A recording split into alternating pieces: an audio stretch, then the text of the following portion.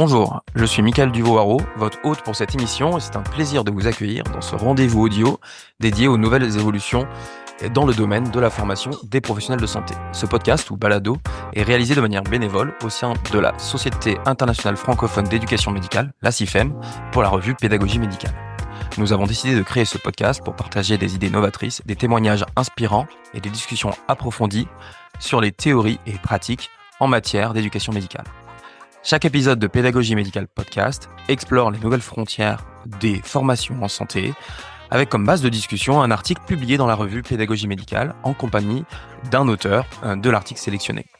Nous espérons que ce contenu vous donnera envie de rejoindre notre communauté professionnelle et scientifique à but non lucratif en adhérant à la CIFEM, en vous abonnant à la revue ou les deux. Alors aujourd'hui, je reçois Xavier Imbert, qui a publié un article avec ses co-auteurs David Garon, Estelle Richard et Cyrielle Boussuge, et qui est intitulé « Parcours professionnalisant en soins primaires, un dispositif de simulation, médecin généraliste, pharmacien d'officine ». Alors Xavier, bonjour. Bonjour Michael. Alors, je te remercie pour ta participation pour cette émission.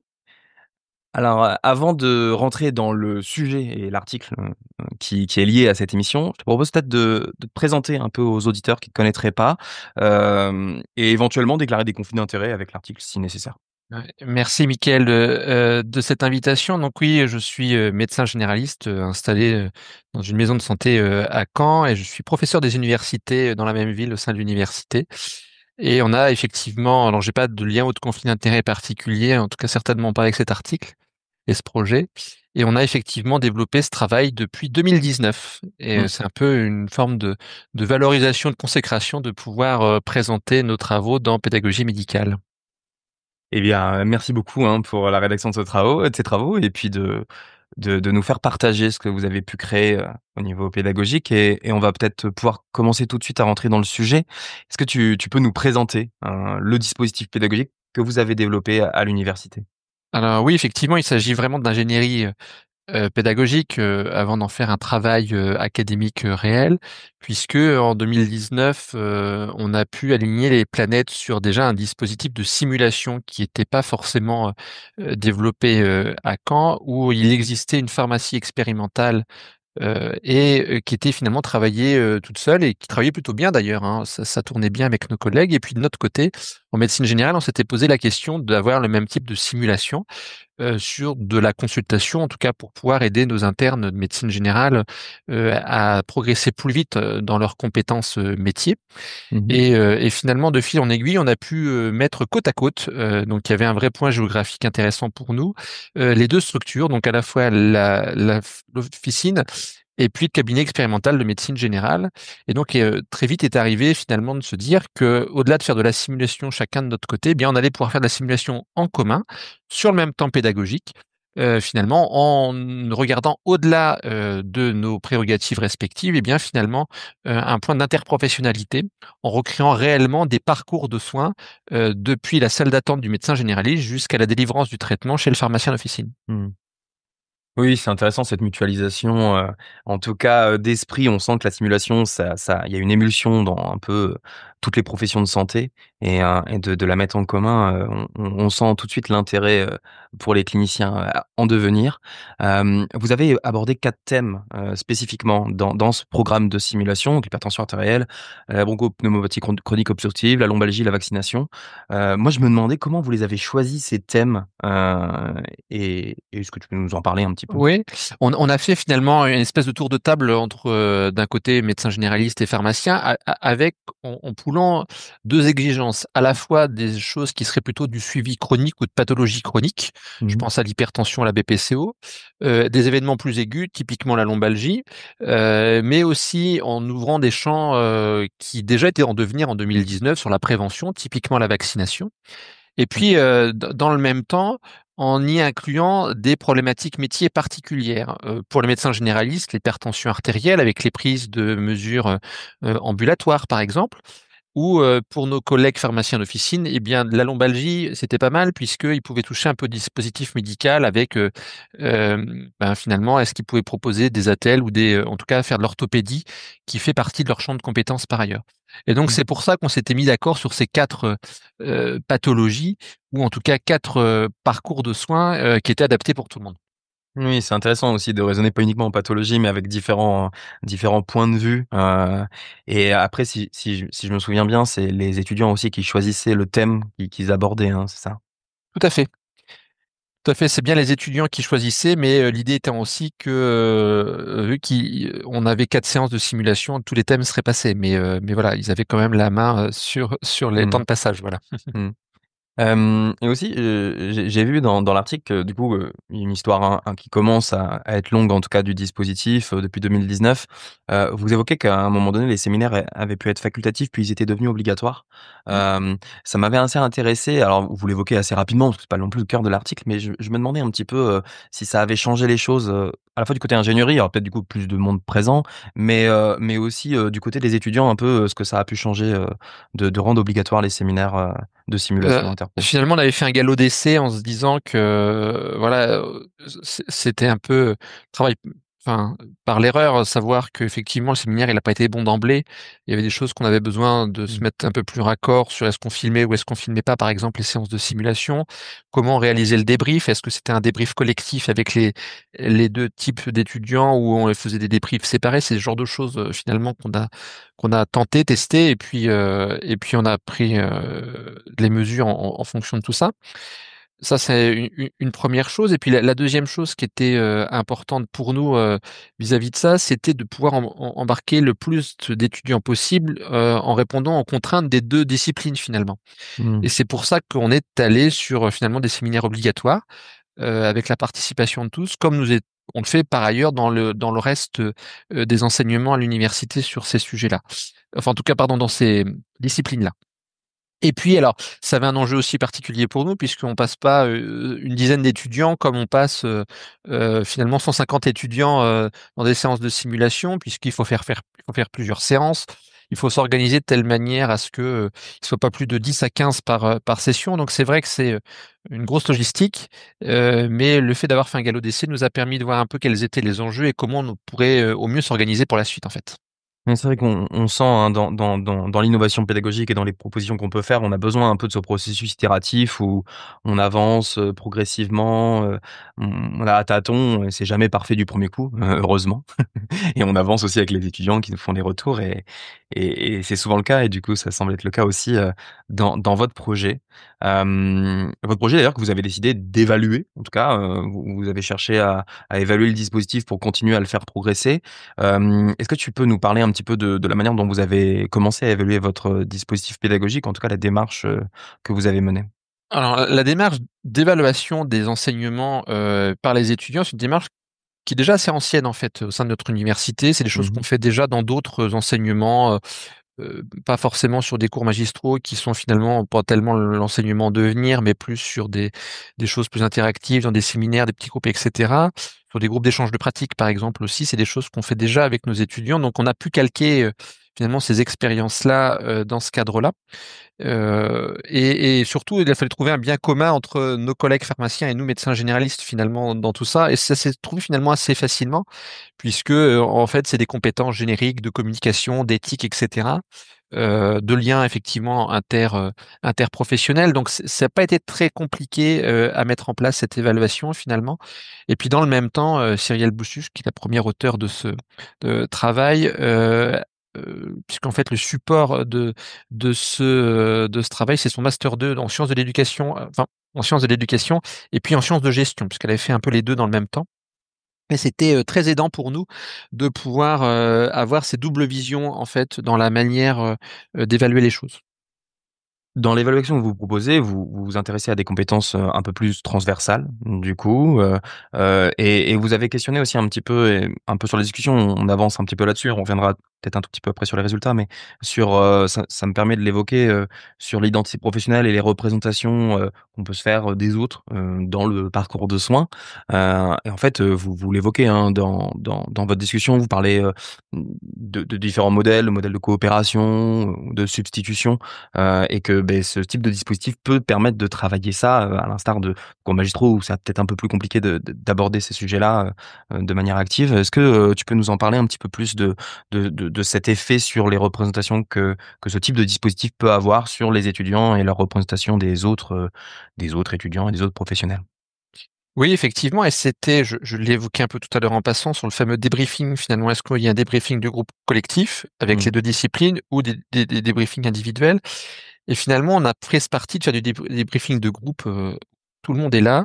Au-delà de la séance de simulation, c'est aussi de comprendre les contraintes de chacun et les compétences de chacun dans tout ça.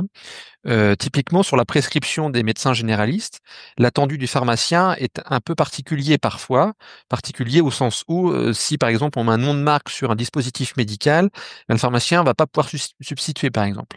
Mmh. L'enjeu autour de la rupture fabricant, par exemple, d'un médicament qui est quand même très fréquent désormais. En tout cas, on a appris à vivre avec dans nos métiers. Et finalement, ben, qu'est-ce qui est attendu de l'appel du pharmacien au médecin généraliste? Le pharmacien, ce qui est attendu du généraliste dans ce contexte-là, c'est d'avoir une proposition. Mais encore faut-il que le pharmacien ait la capacité de le faire, au sens faut-il qu'il ait du stock, ou en tout cas des médicaments disponibles pour ça.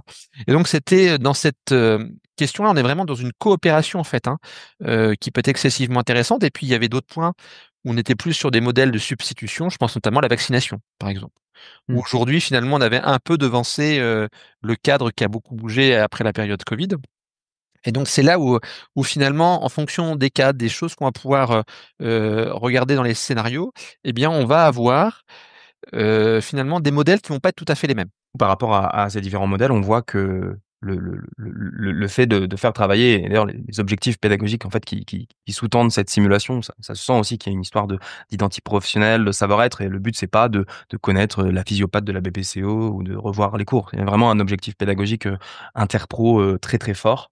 Moi j'aimerais bien qu'on revienne un petit peu sur les résultats, que vous avez pu obtenir, en tout cas des évaluations que vous avez menées. Les principaux, on va pas tout refaire et en fait, si nos auditeurs sont intéressés aussi par, la précision des différents chiffres obtenus, bah, vous pourrez aussi aller consulter, l'article directement sur le site de la revue. Mais globalement, qu'est-ce que pour toi nos auditeurs devraient retenir des résultats que vous avez obtenus? Bah, déjà qu'on a fait ça sur une période, sur une année qui était l'année 2022, enfin l'année universitaire 2021-2022, qu'on avait 130 étudiants, 90 internes de médecine générale, 43 étudiants en pharmacie qui ont participé. Dans les items, globalement, il y avait une forme de satisfaction, en tout cas de sentiment d'amélioration des différents étudiants, que ce soit chez les médecins généralistes ou les pharmaciens, à la fois sur les relations interprofessionnelles, mais surtout, et ça c'est je trouve encore plus important, sur le sentiment d'aisance à Mmh. contacter l'autre. Et c'était vraiment ça en fait le but recherché, dans la capacité à être plus à l'aise dans finalement quel va être l'attendu de l'autre quand je vais avoir une problématique à poser. Et puis surtout, tout le monde avait l'impression d'avoir acquis des compétences dans l'exercice professionnel. Et il n'y avait pas de différence entre les deux types d'étudiants en fait. Il y avait la même satisfaction chez les médecins généralistes et les pharmaciens d'officine. Donc finalement, enfin, j'ai envie de dire, on a transformé l'essai, quoi. On était dans quelque chose, il y avait une forme d'attendu ou en tout cas peut-être de besoin de nos deux types d'étudiants qu'on avait devant nous là sur ce séminaire-là. Et c'est d'autant plus vrai que finalement ces résultats-là, et je pars un peu sur des perspectives, on l'a décliné dans d'autres professions puisque maintenant on a exactement le même type de séminaire avec des infirmiers. Mmh mh. Donc on fait pareil, du même type de simulation avec des infirmiers et des médecins généralistes en EHPAD, puisque finalement il y a une forme de progression, ou une volonté en fait, d'aller sur ces, champs-là pour bien de comprendre les contraintes de l'autre. Et puis, par ailleurs, on va évoluer aussi sur l'évaluation du séminaire, puisque là, on a fait finalement, une forme d'évaluation, je dirais, un peu à la discrétion des intervenants, des items qu'on avait envie d'aller regarder ou de pister. Là, on va utiliser, dans cette nouvelle année universitaire, puisque tout ça se fait sur le second semestre, donc second semestre de l'année universitaire, hein, donc en 2025. On va regarder sur des items ou sur des questionnaires d'interprofessionnalité validés en fait, ce qui n'était pas le cas jusque-là. Mmh. Et ça, on est parti pour aller sur ces champs-là dans les mois ou années à venir. Ce qui va probablement changer un peu, notamment avec le SAQI, qui est des questionnaires validés au Canada. Mais est-ce que tu peux éventuellement nous le présenter rapidement un petit peu ce questionnaire pour les auditeurs qui le connaîtraient pas, dont moi d'ailleurs, je le découvre? Ouais, donc c'est un questionnaire qui a été validé au début des années 2010 Mmh mh. par nos collègues canadiens, qui s'appelle SAQI, pour sondage sur l'atteinte des compétences de collaboration interprofessionnelle. Donc il y a 20 items qui ont été validés. Je peux peut-être vous présenter les sous-parties. Il y a Mhm. les 5 premiers items sur la communication, les 3 suivants sur la collaboration, puis ensuite c'est les rôles et responsabilités de l'intervenant. L'approche de collaboration centrée sur le patient et sur la famille, puis la gestion et la résolution de conflits, et enfin le fonctionnement de l'équipe. Donc c'est vraiment des champs très larges et finalement très très spécifiques de l'interprofessionnalité qui finalement rentre un peu dans ce qu'on a fait, sauf que nous on l'avait fait de manière globale. L'interprofessionnalité finalement, comment vous sentez le truc après le séminaire. Donc là on va probablement l'utiliser en complément de ce qu'on utilisait déjà en fait. Oui, parce que c'est vrai que garder le ressenti subjectif global de l'interprofessionnalité des étudiants, ça a aussi une forme d'intérêt, sans forcément aller dans les sous-critères et de combiner les deux mènera sûrement une Oui, évaluation un peu plus complète. C'est vachement intéressant. et d'autant plus que je ne l'ai pas dit, il y a une évaluation et ça a été validé comme ça avant, après le séminaire en fait. Hmm. Donc il est possible que les étudiants le valident d'emblée à l'arrivée et qu'on le fasse un peu à distance de l'enseignement en fait. Oui. Donc c'est une piste d'évaluation différente, probablement euh, un peu plus pertinente quoi en tout cas, ou robuste. Hmm. En tout cas, le dispositif continue à vivre et c'est intéressant et j'espère qu'on pourra lire la suite des travaux. En tout cas, de voir l'avancée du dispositif et que bah, d'autres puissent s'en inspirer aussi. Je pense que c'est aussi le but hein, dans le partage des connaissances. Euh, Dans le papier, enfin, toi et tes co-auteurs, du coup, hein, vous avez un petit chapitre sur un peu le niveau organisationnel de l'Interpro. Vous parlez des UFR, donc les unités de formation et de recherche en France. Donc des UFR médecine, pharmacie et de l'impact un petit peu organisationnel et de collaboration de ces UFR que ça peut avoir. J'aimerais bien on en parle un petit peu parce que ça me semble important quand on parle d'interpro. Bah, du coup, on parle d'interpro entre étudiants, mais aussi d'interpro bah, entre enseignants, entre directions, entre organisations. Parce que bah, d'ailleurs, vous l'avez un peu montré, vous l'avez un peu co-construit ensemble au niveau professionnel et du coup ça s'est un peu ressenti sur les étudiants où les deux ont avancé un peu au même rythme. Est-ce que pour aussi nos collègues qui sont donc ni médecins ni pharmaciens ou alors qui sont dans d'autres pays francophones, tu peux un peu nous parler de cette organisation du FR médecine pharmacie et de l'état actuel de coopération en France? Alors oui, c'est un vaste sujet puisqu'en fait, c'est un peu à la main des unités de formation de recherche, hein, les fameuses UFR, qui peuvent être des sous-types avec notamment l'UFR médecine, l'UFR pharmacie, avec une espèce de chapeau au-dessus. Sur tout ça, c'est un peu le fonctionnement qu'on a à Caen avec un directeur d'UFR, avec une branche pharmacie, une branche médecine, avec une volonté assumée de vouloir faire de l'enseignement en commun le plus tôt possible sur finalement des choses qui sont en lien avec toutes les professions médicales, paramédicales ou pharmacie. Notamment, alors je pense à un truc qui est finalement assez classique, pas forcément facile à enseigner. Je pense à l'éthique notamment, qui est finalement une espèce de bien commun à toutes nos formations médicales ou paramédicales. Et donc finalement, comment on peut mettre tout ça bout à bout. Et donc ça, c'est des choses qui sont faites par mes collègues par ailleurs, mais nous, c'était aussi ça, c'était la volonté de recréer des parcours pertinents. Alors moi, la partie hospitalière, si on prend l'organisation du système de santé, c'est quelque chose que je connais moins bien, donc je regarde ça de plus loin. Mais pour ce qui est du soin primaire, on avait une vraie volonté, un vrai besoin en fait d'aller plus loin entre l'organisation en maison de santé pluriprofessionnelle, les sociétés interprofessionnels que sont par exemple les CISA ou les CPTS, où finalement on essaie de mettre ensemble autour de la table, autour des thématiques communes, des professionnels finalement assez différents dans leur profil et finalement si on doit l'apprendre pendant l'exercice professionnel, et ben autant commencer pendant la formation initiale et c'est un peu l'objet de ce qu'on est en train de développer aujourd'hui avec ça c'est notre contrainte un peu individuelle dans nos disciplines, c'est que en fait, on n'est pas structuré de la même manière, avec la même universitarisation des disciplines.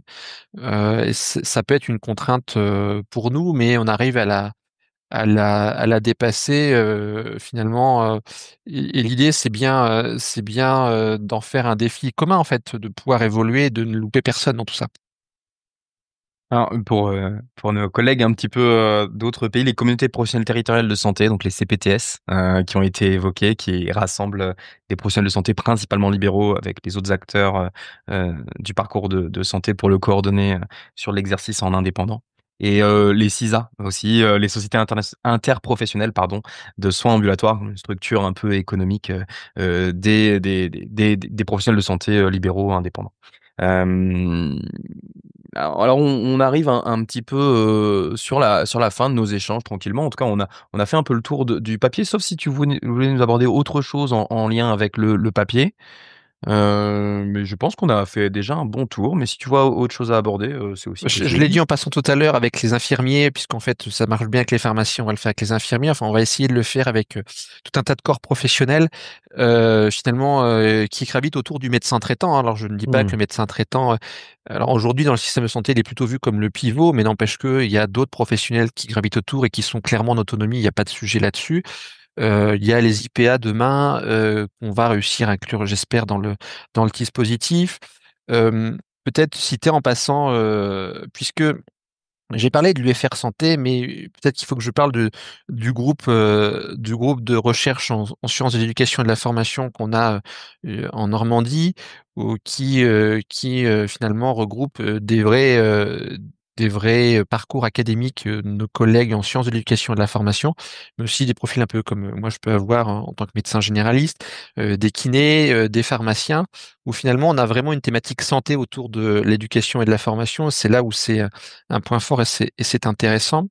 Et du coup, donc vous avez un pôle assez dynamique en Normandie, de ce que j'en comprends. Vous avez monté d'autres dispositifs pédagogiques pardon, avec cette équipe?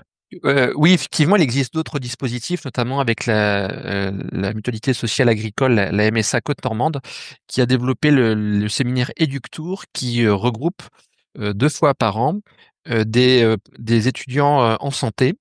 Ça, c'est vrai en ex-Basse-Normandie, hein, sur la subdivision de Caen, mais vraiment de tout corps de métier en formation dans la subdivision, ou autour de projets communs, d'élaboration d'un projet de santé. Alors évidemment, vu que c'est la MSA, c'est plutôt milieu rural, agricole. Et c'est un dispositif qui est existé dans plusieurs régions et le seul qui subsiste, c'est en région Normandie. Et enfin, en tout cas, il y a une des pistes qui a été évoquée par la MSA sur le sujet, c'est qu'il est coporté par les instituts de formation au sens large du terme, dont l'université finalement, et la MSA, donc avec une forme de contrat partenarial gagnant-gagnant sur le sujet. Et on est, je crois, à la 4e édition et ça fonctionne excessivement bien. Et donc, ça fait partie du parcours interprofessionnel pour nos étudiants. Oui, c'est intéressant de voir ce dynamisme régional, territorial, et du coup, ça embarque un peu tout le monde et d'être moteur là-dedans, c'est assez chouette. Avec des profils en plus diversifiés qui viennent d'un peu différentes disciplines scientifiques et ou d'expériences professionnelles. Hem, peut-être, pour tranquillement, s'éloigner de l'article et conclure, notre échange, on peut parler un petit peu de la genèse du papier. Parce qu'en fait, dans l'article, hein, il est précisé que ce papier, de présentation d'innovation pédagogique, il fait suite à un symposium. Est-ce que tu peux nous parler un petit peu du colloque en question, un petit peu, voilà, peut-être pour en faire la promotion, si jamais il est amené à se refaire? Et puis, aussi du processus de publication, dans la revue. Comment ça s'est passé pour vous, cette publication, suite à ce symposium, justement? Alors oui, effectivement, on a eu l'opportunité dans le cadre du réseau de la formation à l'université, qui est le RUMEF, qui avait son colloque à Tours l'année dernière. On a proposé un symposium autour de l'interprofessionnalité et sur la formation en santé, avec finalement, on avait plusieurs choses à présenter. Moi, j'ai présenté cette partie sur l'interprofessionnalité. On avait d'autres collègues qui étaient plutôt sur la simulation et la mise en place d'un dispositif de simulation plutôt procédural. Enfin bref, il y avait plusieurs thématiques. Et finalement, notre groupe qui est autour du professeur Eric Saillot, qui est professeur en sciences de l'éducation et de la formation, on est plusieurs à travailler sur ces thématiques santé, en fait, avec des approches un peu différentes. Finalement, puisqu'on n'a pas tous les mêmes contraintes, on n'a pas tous développé les mêmes enseignements ou les mêmes approches théoriques. Mais toujours est-il qu'en fait, on tâche tous les ans de proposer un symposium comme ça tous les ans autour de sciences de l'éducation et de la formation en santé. Et donc finalement, il était assez naturel qu'on propose les résultats de ce symposium et ce qu'on avait présenté à des revues de pédagogie, en l'occurrence la revue de pédagogie médicale qui a tout de suite joué le jeu et je tiens à souligner les apports de la revue sur l'amélioration du papier, ce qui n'est pas toujours le cas, mais là, clairement, ça fait augmenter la pertinence de notre écrit. Donc je tiens à les saluer en même temps. Je pense que le salut sera passé du coup. Peut-être aussi, alors tu nous as déjà un peu parlé hein, de comment le dispositif allait évoluer. Peut-être aussi, si tu veux nous parler de toi, tes travaux actuels, ce que tu es en train de mener ou les travaux que tu aimerais mener à l'avenir. Peut-être que à l'occasion, un éditeur pourrait t'intéresser, ça pourrait ouvrir des pistes de Ouais. collaboration, on ne sait pas. En tout cas, c'est un peu une bouteille à la mer. Si jamais tu veux nous parler un peu de ce que tu fais en ce moment ou à Alors oui, il y l'avenir. a dans les travaux académiques sur les sujets en sciences de l'éducation et de la formation, on va probablement publier notre travail sur ce que j'ai dit en passant tout à l'heure sur les infirmiers, en fait, Mmh. hein, autour de la visite en EHPAD. Qu'est-ce que l'infirmière d'EHPAD attend du médecin généraliste qui vient et inversement. Donc ça, c'est un travail qui est finalisé et qu'on va probablement soumettre dans les semaines à venir. On va continuer, on va tenter un travail autour de finalement l'interprofessionnalité au sens large du terme, en faisant probablement un état des lieux de ce qu'il en est, quelle que soit la discipline. Mmh. Dans les pistes de réflexion qu'on a, c'est de pouvoir croiser finalement les compétences métiers existantes de toutes ces professions de santé, notamment en soins primaires, en essayant de comprendre quel est le bien commun de tout ça. Alors j'ai cité un peu tacitement tout à l'heure l'éthique ou la déontologie, qui est finalement un peu notre bien commun. Alors c'est vrai en santé, mais c'est vrai aussi ailleurs. Pour autant, voilà, on va regarder un peu ce qui peut être commun. J'ai pas vu de travail finalement avec cette approche un peu science de gestion, de travail réellement sur le sujet en tout cas. Mmh. Et puis voilà, on est en train aussi de développer des travaux en pédagogie sur une compétence qu'on ne développe pas assez en médecine générale, sur le suivi des patients au long cours, sur finalement qu'est-ce qu'on doit apporter aux étudiants, et puisque finalement dans leur parcours académique aujourd'hui, ils revoient les patients une fois, éventuellement deux fois, mais ne sont pas confrontés aux mêmes patients à plusieurs reprises au même moment, ce qui est un peu l'enjeu finalement dans le cadre de leur parcours en formation initiale. Et donc, on est en train de voir quels sont les items qui seraient importants d'aborder avec eux en simulation, par exemple. Mmh. Ouais, c'est très, très intéressant comme piste de réflexion. Je me souviens que, dans mon expérience, pédagogique à moi, on avait la chance d'avoir, des simulations, avec des comédiens, sur patients simulés Mhm. et on avait eu, cette chance d'avoir le même comédien à 6 mois d'intervalle et du coup, on lui faisait le suivi, et c'est vrai que les étudiants, ça les avait, un peu, chamboulés et on sent qu'il y a un enjeu parce qu'ils sont pas trop habitués, sauf en milieu clinique évidemment où là, bah, en stage, c'est la vraie vie et seulement sur les stages longs où ils peuvent en bénéficier mais c'est vrai qu'on a tous un enjeu collectif là-dessus, surtout que, bah, ça correspond aussi, aux attentes sociétales, de nos professions de Mhm. santé. Finalement, c'est un peu ce qu'on dit aux étudiants aujourd'hui de manière un peu triviale, c'est apprendre à faire le service après-vente. Ouais, ouais, tout Voilà. à fait. Ouais, et Ce puis qui est de pas le plus continuer à simple. l'assurer et puis d'aimer ça aussi quoi, de pas être, uniquement, dans le one shot, le diagnostic, mais d'être dans la continuité de la santé de la personne, c'est un vrai sujet, ouais. Alors peut-être avant de te poser une dernière question, je vais proposer aux auditeurs, s'ils le souhaitent, de faire une toute petite pause sur le podcast pour essayer de noter, de votre côté, sur votre téléphone, sur un papier, dans votre tête, quelques idées clés de choses que vous avez pu retenir sur ce podcast. Et puis si vous pouvez en profiter pour, vous abonner à nos réseaux, de la CIFEM ou de pédagogie médicale, bah, faites-le avec plaisir. On vous accueille avec plaisir. Alors, Xavier, peut-être, pour terminer, ce que je te propose, c'est un truc un peu plus ouvert, pas forcément directement en lien avec les sciences de l'éducation, de la formation, quoique si tu le souhaites. J'aimerais te proposer de conseiller un livre, ouvrage, ou lecture au sens large, si tu le souhaites. Un livre aux auditeurs, aux auditrices que chacun devrait avoir lu, un jour dans sa vie, s'il souhaite, enrichir sa liste de lecture. Est-ce que tu pourrais proposer un livre, que chaque auditeur devrait avoir lu, un jour dans sa vie? Oui, alors j'ai bien un livre que je conseille à tous mes étudiants, alors qu'ils sont médecins généralistes, mais je crois que ça peut être vrai pour vraiment tout un tas d'étudiants en santé. Ça s'appelle Singulier généraliste, c'est Sociologie de la médecine générale. Je pense que ça explique très très bien quel est ce métier, et d'autant plus que je pense que ça peut parler à beaucoup de personnes, puisqu'on a tous vu un généraliste dans notre vie. Et ça peut expliquer parfois les attitudes, les modes de fonctionnement des généralistes, qu'on soit comme professionnel ou comme patient. Et je trouve ce travail vraiment excellent. C'est sous la direction de Géraldine Blois et François-Xavier Schweitzer.